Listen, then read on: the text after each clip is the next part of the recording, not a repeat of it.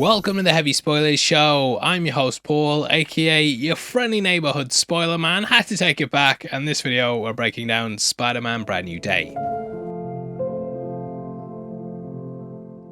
I'm sure over the weekend you've all seen the set leaks, new costume reveal, and even your mate breaking onto set after a couple of pints to do web fingers at security.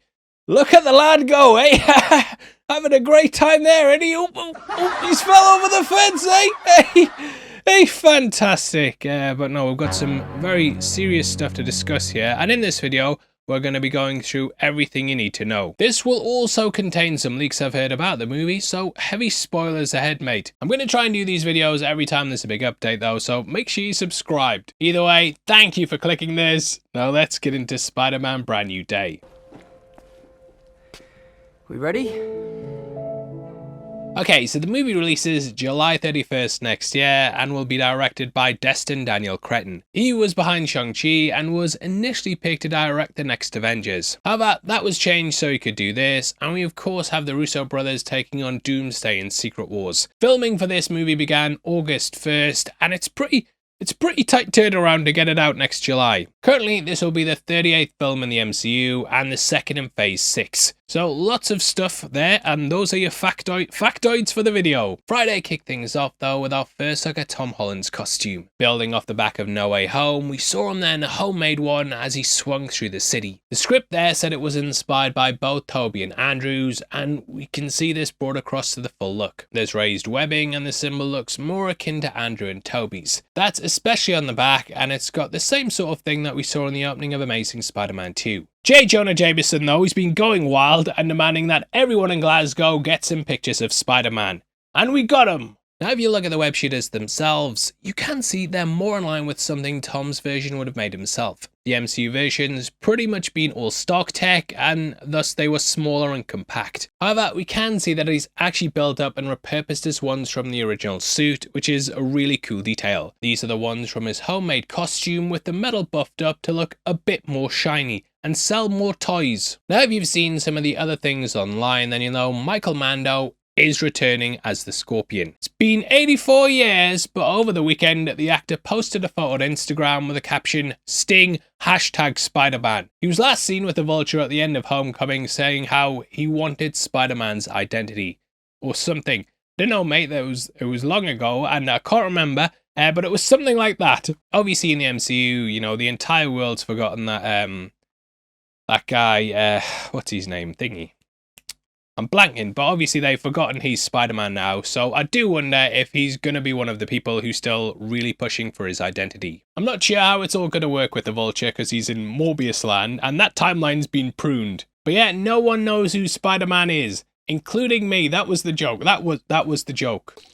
Oh, brother, this guy stinks! Apparently, Scorpion is taking part in the convoy chase that was filmed in Glasgow, and that takes me under my next point. That's going to see a tank going after the Hulk, and we're also going to see Frank Castle. Now, if you checked out our Rambly, had a couple of drinks and filmed it video on Saturday, then you'll know that I talked about what I'd heard about the movie. In case you didn't, I basically said there was a lot of speculation and rumours that I'd been told about with some of the basic plot elements of the film. That was that the movie was a lot darker and that Peter had been working low-key for a while now. Operating mainly on B-list villains, he'd been your friendly neighbourhood Spider-Man for quite a bit. We do know from behind the scenes stuff that the movie's set in 2027, and that kind of builds off things from No Way Home, which was set like, I'm gonna Google it, fall of 2024 it says. However, the world is changing, and you could say we're entering a brave new world. Due to the president turning into the Red Hulk, people have started to distrust them again. People just don't feel safe, and thus taking down Hulk's become a big priority. That includes Bruce Banner, with Mark Ruffalo being thrown into the mix as well. The Punisher will be trying to take him down, and basically Spider-Man's going to get caught up in the middle. I think it's going to be interesting to see how things are played, because obviously Peter was an Avenger at one point. Like he was, mate. Tony made him one on that ship, mate. It counts. Now take all that with a pinch of salt, but I did hear that before the shoot, and then the shoot seemed to confirm it. You also have the Demon's Head, which was spotted on one of the tanks, which seems to confirm Mr. Negative. Having made a big splash in the Spider-Man PlayStation games, it makes sense they'd also want to get him in this. I do wonder if we'll see any other villains as well, but I do have a theory about what could be happening with the Punisher. I actually feel like we might get the Punisher that's in line with the Iron Man / War Machine one. That's the only way I can see Punisher taking on a Hulk, and we saw a similar thing in Age of Ultron with Hulk's fight against Iron Man. There he had to break out the Hulkbuster though, and I do feel Frank's a bit out of his depth. He's gonna go for an upgrade though, mate, and if you'd like to go for an upgrade on your wardrobe, why not check out our merch store right below the video. There we have a whole host of Marvel t-shirts that you're gonna look fantastic in, mate. We've also got our Alien Xenomorph ones for Alien Earth and our brand new Predator and James Bond ones. If you get 3, you get 20% off, and it all helps videos like this get made. Now what this also confirms is that Hulk's gonna go savage again. He's been in Professor mode a bit too long, and yeah, I'm glad they're letting him go back to the Beast. It's kind of like the Iron Spider suit where it was good in the story it was written for, and I love Professor Hulk in Endgame. After that though, mate, got a bit crap. Iron Spider as well, you know, looks cool in space on weird planets, but bit stupid wearing it in a restaurant. I also wonder how they're going to play the spell into it. In case you don't know, the film's title's taken from Spider-Man Brand New Day. This comic, well, this omnibus, the whole arc in general gets a lot of shit, but I don't know, when I was getting back into comics around like 2007, I actually quite liked it. But yeah, it was coming off the back of the One More Day storyline where Peter made a deal with Mephisto. Aunt May was shot during Civil War, and her, Peter and MJ had been on the run. Turns out his identity reveal had caused a lot of trouble, and her being at death's door was becoming too much. So Peter basically made a deal with the devil, and we saw something similar in Ironheart. Beyond that, Peter had to sacrifice his marriage to Mary Jane, and also had everyone forget that he was Spider-Man. So that Mephisto, mate, he's a top bloody bloke, and I definitely didn't sell my soul to get 1 million subscribers. The videos are that good, they got there on their own. Either way, I don't think that'll get brought across because, you know, Strange already did the memory spell. He sacrificed his love for MJ in doing that, and Aunt May's dead. Yay!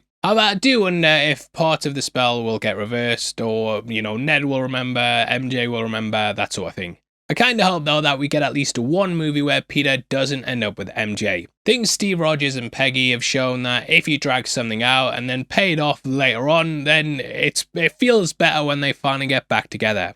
Beyond that, Brand New Day also introduced several characters to the comics. Not only did this include Mr. Negative, but we also had Carly Cooper and Menace. I do think that Carly might be played by Sadie Singh, however, she might also play Menace. And I tell you who's a menace, mate, that bloody Spider-Man. Carly became a love interest to Peter for a bit though, and I think that's probably what's going to happen. The guy loves redheads, mate, so I think that makes a lot of sense. Now beyond that, this is also going to be leading directly into Avengers Doomsday. Obviously they're going to lay the groundwork for this, and the last 2 Marvel movies have helped set that up. Thunderbolts and Fantastic Four both had teasers to it, and I can see this ending on a similar note. For this though, I think it's a fresh start that's going to take a lot of inspiration from the comics. There Peter ends up going freelance for the Bugle, and I think that'll probably be brought into the movie. The comics also have the return of Harry Osborn, and this may be the film that they finally introduce him. I think we'll get lots of things from Peter's past like Scorpion, but we'll also get major setups for the next trilogy. I'd love to see Oscorp introduced some way as well, and having an Osborn making a big debut in New York, that'd be great. Also, Peter's teacher in high school, it was the guy who had the pizza in the Incredible Hulk, and if they're bringing Hulk across, yeah,